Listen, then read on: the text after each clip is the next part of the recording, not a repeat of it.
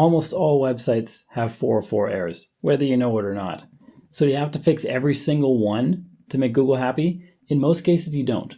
Because if someone heard about you on the radio or on TV or on a social media post, wherever, and they type in your URL correctly and they try to go to a blog post, they type it all in. If they make a typo, they're going to get a 404. That doesn't mean there's actually a 404 on your website. It just means that they made a mistake. And Google's not going to punish you if someone types in the URL incorrectly, links to a page incorrectly, and does something like that.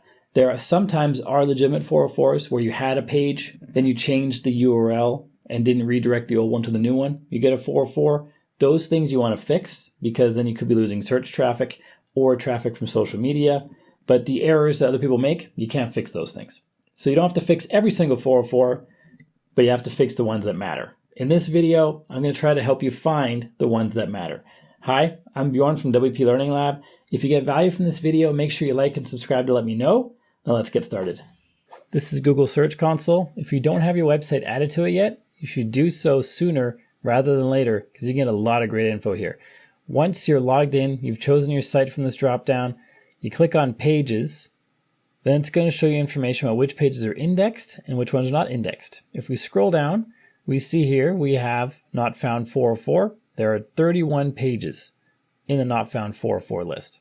Click on that. It's going to go to this page here. I've blurred out the URL of the page just because it's an important website and I want to keep it secret for now. Maybe I'll reveal it later on. I run ads on it, make a bunch of money, whatever. Point is that these are 404s. And these 404s are places people have tried to get to, but there's nothing there. I do not have a post on this page that has these kind of characters. So these are bots or people clicking links that don't work, typing in the wrong things. I'm not exactly sure, but this is not something we can fix. But if something shows up here that is an actual post or a product page or a piece of content I want people to get to, but somehow there's a typo, let's say there's an influencer who linked to your post, but they spelt something wrong. A lot of people could click on it and get a 404. It's not your fault, and you can't fix the link the influencer placed in most cases, but you can create a redirect to fix the 404. To do that, you usually want to do a 301 redirect.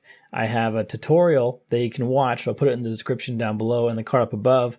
And that tutorial will help you create 301 redirects to fix that 404. And you can do that to fix as many 404s as you need to.